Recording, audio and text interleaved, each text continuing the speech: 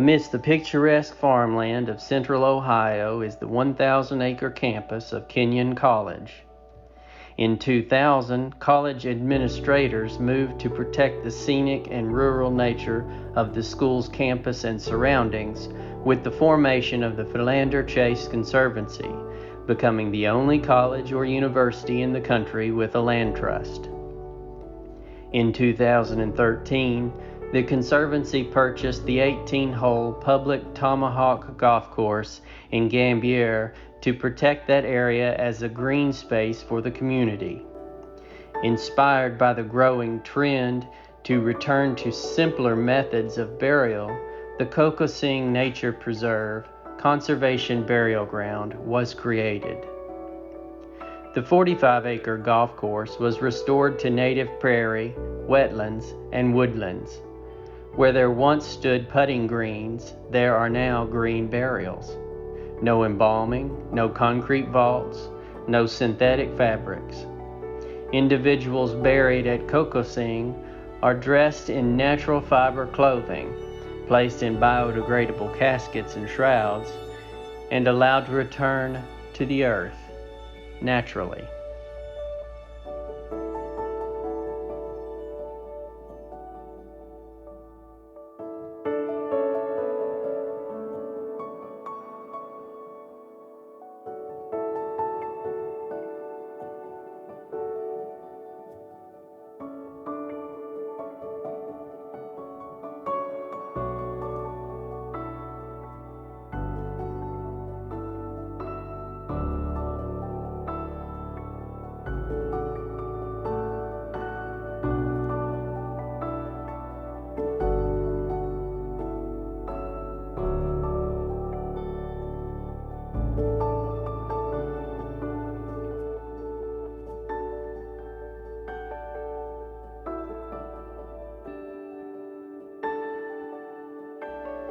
Let us hear now from Jody Buehler of White Eagle Memorial Preserve.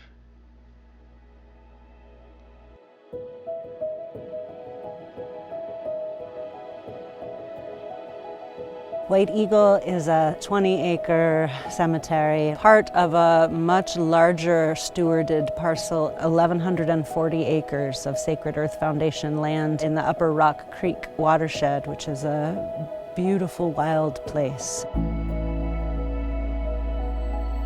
And as you walk through White Eagle, it doesn't feel like you're walking through a cemetery. The burial mounds are often integrated in the landscape in such a way that you don't notice them if you aren't looking. And there are trails throughout the cemetery grounds where people walk and ride horses and interact with the land in a very vibrant and lively way. And I think when people walk this land and wander amongst the oak and the ponderosa pine, they are moved by the deep sense of peace that this land can hold. Natural burial may align with their ecological values, but there's also this sort of heart opening. I think what people are drawn to is that sense of wildness and also that sense of peace. White Eagle is a conservation burial ground, and there are about 10 of those in the U.S. right now. We have an intact ecosystem here, and our responsibility is to steward it as such and to be very thoughtful and careful in the way that we bury people and the way that we interact with this land. It's a very indescribable phenomenon when family and friends come out for a burial. Instead of just witnessing a burial, they begin to be the participants in it, and they do that ancient human work of laying their loved one to rest in the earth, and they pick up a shovel and they break a sweat, and it is a medicine. And when people come back down the hill after a burial, there's a sense of light as well as the sadness and the sorrow that is just a very clarifying and beautiful thing to see. It's an honor to support families to do this work.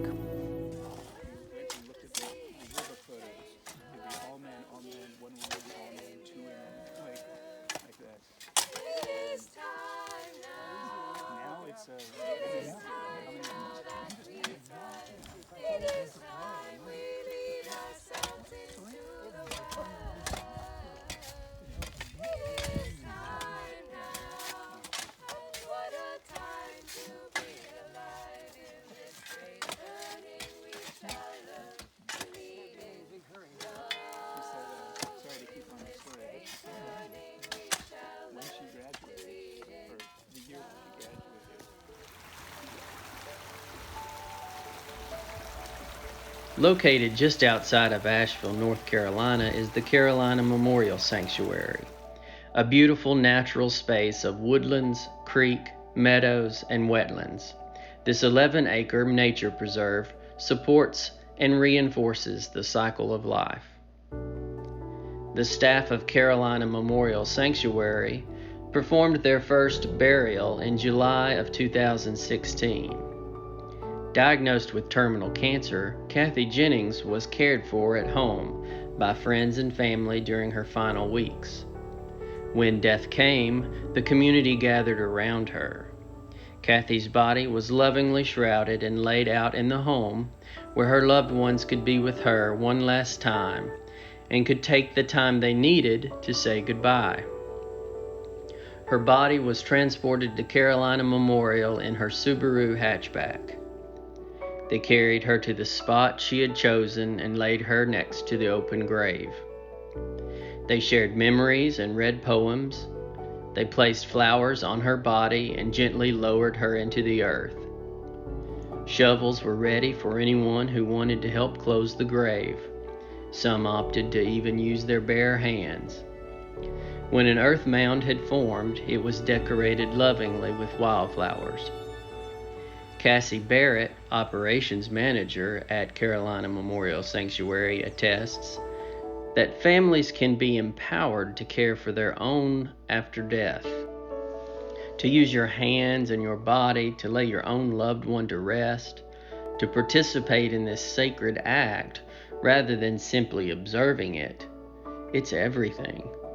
This is where true healing begins, healing families and the earth together.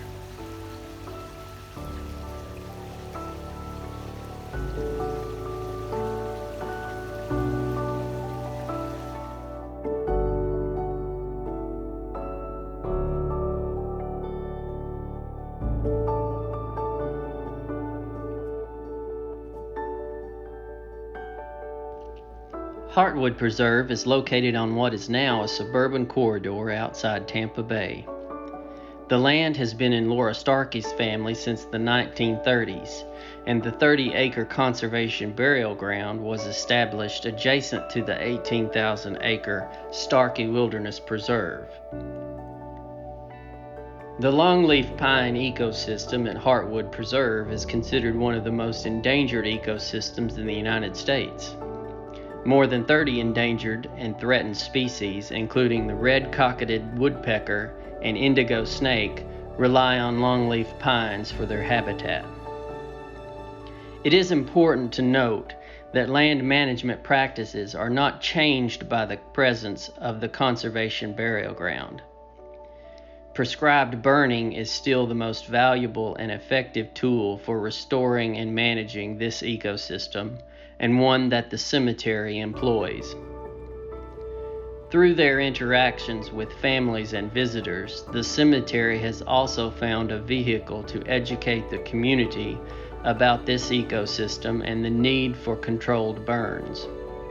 As Laura Starkey puts it, her love for and spiritual connection to this land is now something that she is able to share with others.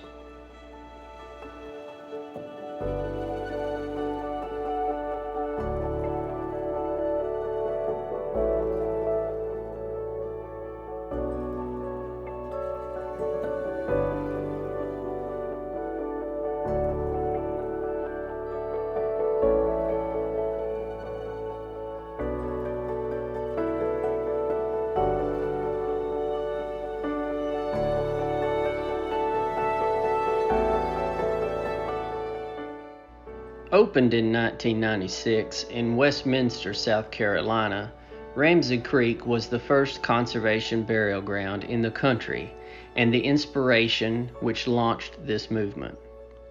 With intention, conservation burial can be a valuable tool for ecological restoration. But where is this appropriate and how should it be approached?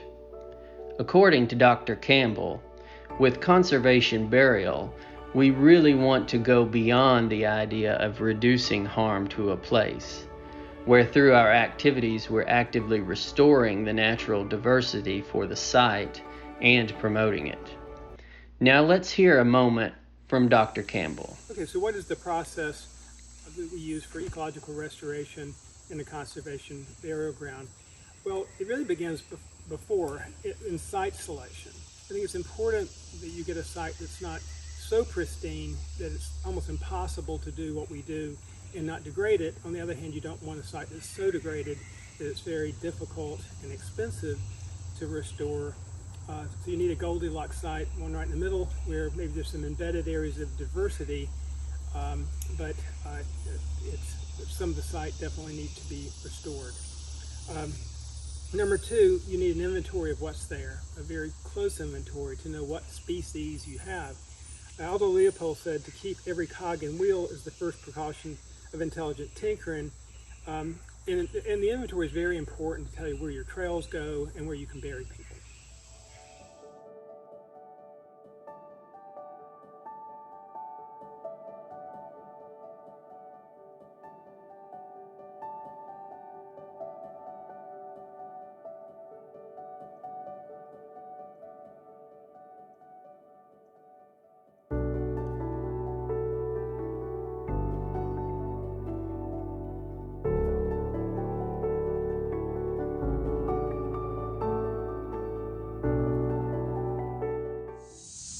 Ideally, our grave mounds, like this one from 2 years ago, emulate the mounds left by tree tip-ups to some extent. This particular grave already has some 15 species, including the little maple tree that was recovered from the actual site.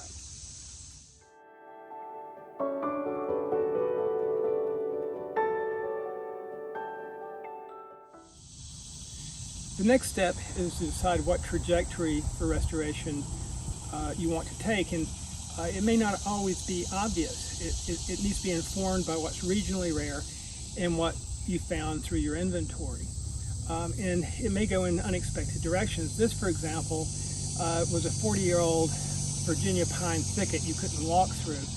When the pine beetles took it, we noticed there were some prairie plants here, and prairies are among the rarest Piedmont habitats we have. So over the last several years, we've added some prairie seed from local sources, and we burned it, and we have this rather beautiful emerging prairie.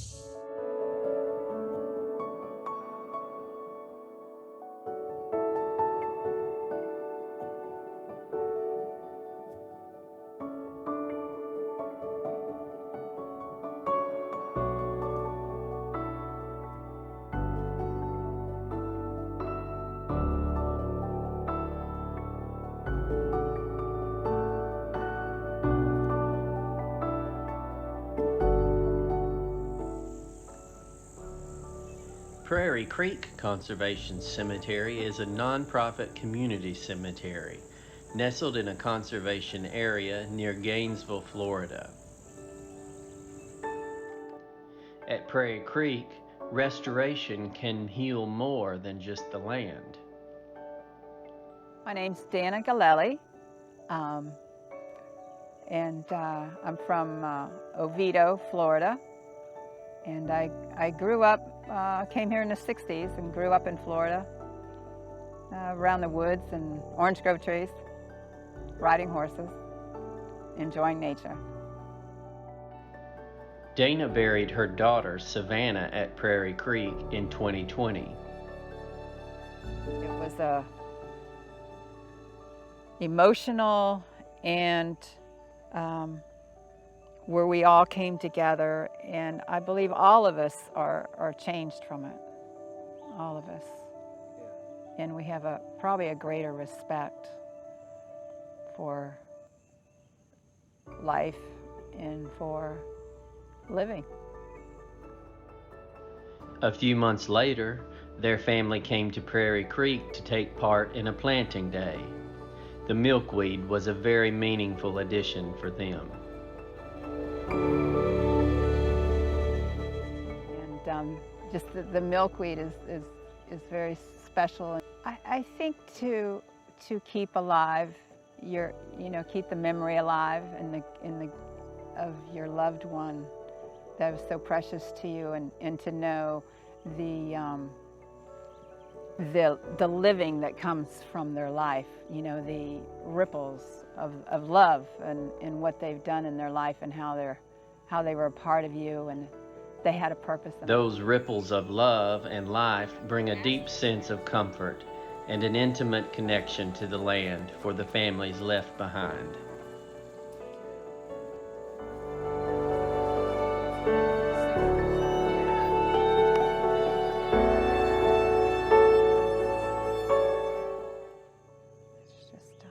It's a good place.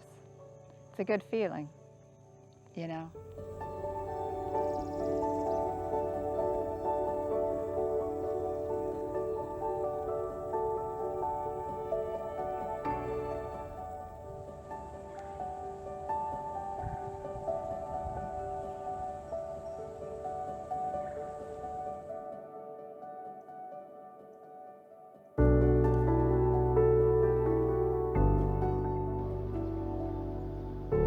Among the rolling hills of northeast Ohio's Amish country is the Foxfield Preserve.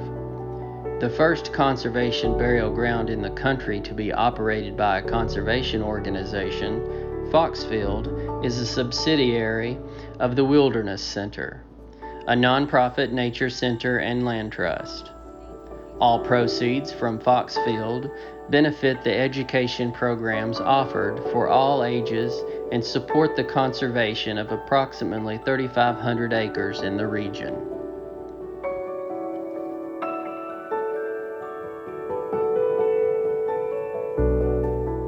To the main office of the Wilderness Center, and I introduced myself and told him why I was here. So we came up here right away and drove around, walked around and talked about it. In fact, talked about the farm that was next door. He explained that we could buy the development rights to the land and thus prevent building on the land which was right beside the cemetery. That interested me immediately. So I asked him what would it cost, and we arranged for the finances to make sure that that land was preserved from development. Through the Conservation Burial Ground, the organization has reached new audiences and developed relationships with new supporters and their families. A friend who had ovarian cancer, and she fought it hard for 5 years, but she eventually succumbed. But in the process, she was pretty sure she would be dying, and so she expressed an interest in this, and we came down, looked around. Her husband supported it strongly, and she ended up being buried here. There are certain restrictions or rules around how one can be interred here. Various kinds of coffins, but down to a cotton shroud is possible. She chose a cardboard coffin, if you will. A friend of hers and I painted the coffin with milk paint, which was permitted. And so at the burial, they had a bunch of crayons and markers and so on, and everyone could write a message to Chrissy on the coffin before it was put into the ground. And it was an extremely moving experience.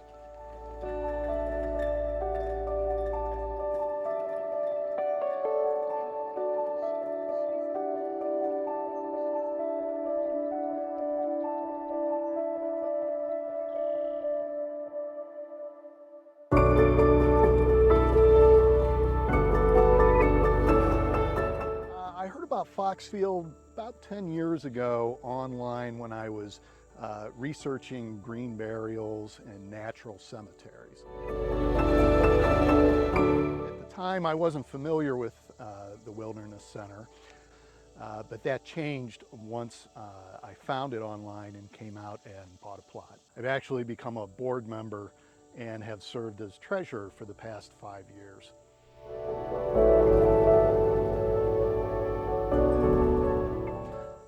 Other organizations would be able to adopt this model quite easily, provided they have the proper access to land. And I would highly recommend that they spend the time and effort to learn more, to answer any questions that a board member might have about this organization that haven't been answered yet. There are a tremendous amount of resources here in terms of people, third-party resources that can provide a tremendous educational benefit and help one in making their decisions about how to proceed. The deep and meaningful connections to the land created through conservation burial also opens the door to deeper connections with the organization.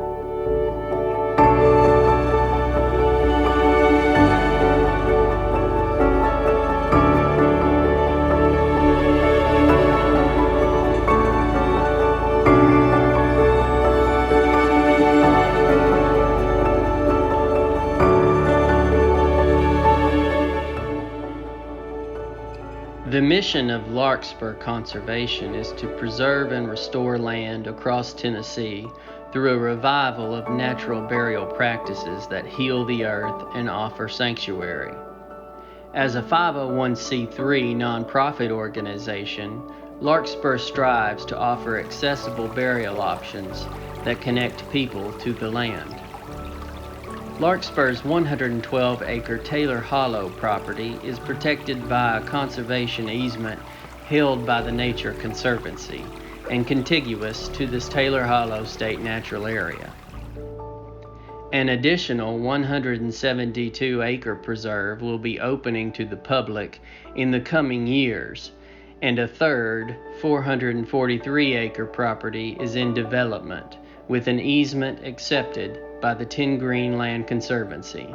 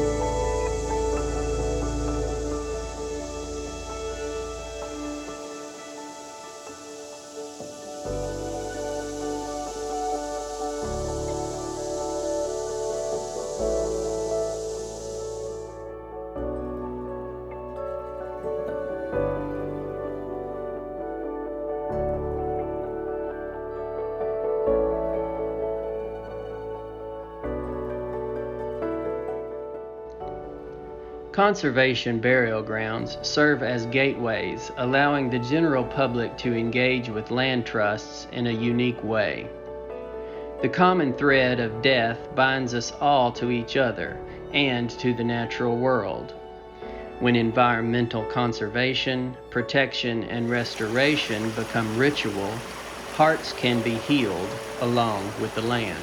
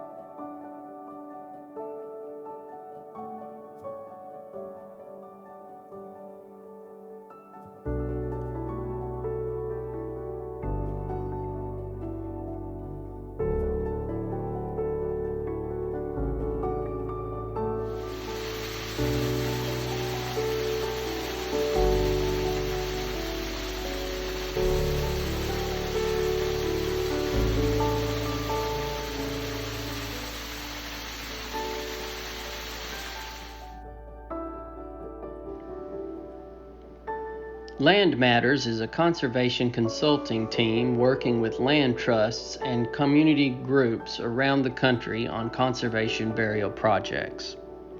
Founders Heidi Hannapel and Jeff Maston come to this specialty with over 30 years of land and community conservation experience. While guiding others with their projects, the pair have also been pouring themselves into the creation of Bluestem Conservation Cemetery, a conservation burial ground soon to open outside of Raleigh-Durham and Chapel Hill, North Carolina. Given this experience, the pair have developed a series of questions for land trusts to ask when considering a conservation burial project. Before visiting any sites, establish the goals for the project. The goal for Bluestem has been to design a conservation cemetery that preserves the region's rural character, ensures healthy wildlife corridors, protects important stream corridors, and ultimately provides our community a healing space in nature.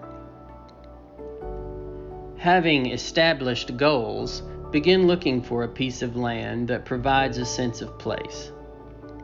It is important that the land reflects the area around it, that it feels like home to anyone interested in being buried there. While considering a parcel, other questions to consider include: does the land have existing natural features to design the cemetery around? Are there natural resources that will need protections? What are the issues related to the land's hydrology? Are the soils compatible for burial? Are they too wet, retain water, or too rocky? What will digging be like? What are the state and local zoning restrictions and regulations? What additional preparations will the site need before opening? Is there infrastructure on the land, or will it need to be built? Will there be issues or challenges with access? With proper answers to these questions, a conservation burial project will be well on its way.